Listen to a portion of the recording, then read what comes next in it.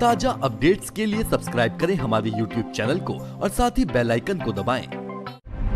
अक्सर सुर्खियों में रहने वाले बाबा रामदेव एक बार फिर पतंजलि के अपने प्रोडक्ट कोरोनिल को लेकर तमाम मीडिया की सुर्खियों में है, जहां पूरे विश्व भर में अब तक लगभग 5 लाख से ज्यादा लोगों की जान जा चुकी है। बावजूद विश्व के बहुशक्तिशाली देश भी कोरोना संक्रमण की दवाई बनाने में अब तक सफल नहीं हुए हैं, लेकिन उन शक्तिशाली देशों को पीछे छोड़ दिया है बाबा रामदेव ने और अपने पतंजलि में किए गए शोध के बाद कोरोना संक्रमण से निजात पाने के लिए अपने पतंजलि के बनाए प्रोडक्ट कोरोनिल नामक दवा बना डाली। और इतना ही नहीं बल्कि अपने कोरोनिल आयुर्वेदिक मेडिसिन से कोरोना में 100% रिकवरी होने के दावे भी किए और अपने कोरोनिल मेडिसिन की लॉन्चिंग भी कर दी।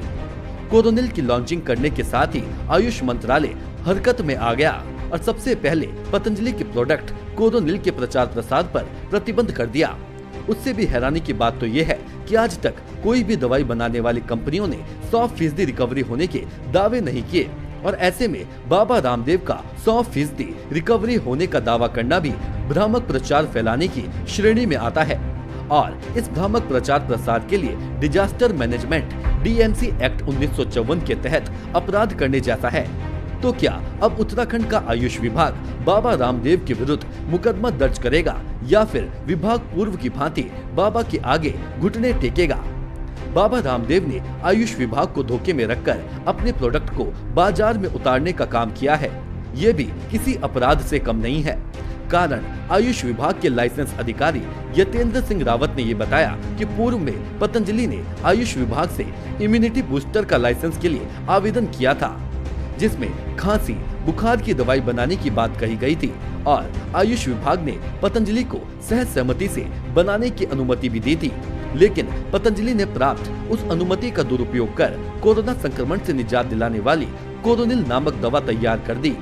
जबकि आयुष विभाग अधिकारी का कहना है कि पूर्व में पतंजलि द्वारा किए गए आवेदन में कोरोना संक्रमण का कहीं भी जिक्र नहीं किया गया। वहीं अब आयुष विभाग के जारी इस बयान से ही उल्टा विभाग पर सवाल उठना लाजमी है कि पतंजलि ने आयुष की आड़ में दवाई बनाकर बाजार में उतार दी और पतंजलि को लाइसेंस जारी करने वाले अधिकारी व कर्मचारियों को इसकी भनक तक नहीं लगी।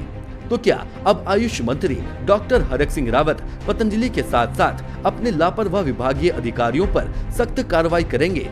ये तो आने वाला समय ही बताएगा कि जीरो टॉलरेंस की सरकार प्रदेश के पहुंच वाले लोगों के विरुद्ध क्या सख्त कदम उठाती है या नहीं। जो हमारे यहाँ लाइसेंस लिया गया था वो एक हम भी बना रहे हैं। अभी स्कूल में हमने भी आयुर्वेदिक औषधि किट बनाए हैं। उस पूरे प्रदेश में हमने सबको पुलिस, पैरामेडिकल स्टाफ, चिकित्सक, मीडिया सबको दिया है। तो उसी तरह लाइसेंस उन्होंने हमारे यहाँ से लिया था। तो वो क्योंकि पुराना प्रचलित फार्मूला है, कोई नया फार्मूला नहीं है, कोई नई दवाई का निर्माण नहीं हो रहा है, तो इसलिए हमें उसमें कोई दिक्कत नहीं थी। अब वो जो मुझे नहीं मालूम कि जो जिसकी घोषणा उन्होंने की है या जो दवाई उन्होंने बनाई है वो यही दवाई का करके हमारे लाइसेंस वाले या कोई उन्होंने किसी और प्रदेश में लाइसेंस लिया हो। नहीं, हमने तो सिर्फ ये कहा है कि भाई आपने हमारे यहाँ जो लाइसेंस के लिए आवेदन किया था और वो प्रत्यक्ष क्षमता उसके लेकर किया था, और अगर उसी हमारे लाइसेंस पे अगर आप जो है ये दवाई का ये जो बीमारी से लड़ने का या बीमारी से ठीक होने का दावा कर रहे हैं तो ये हमारे यहाँ से तो आपने लिया नहीं।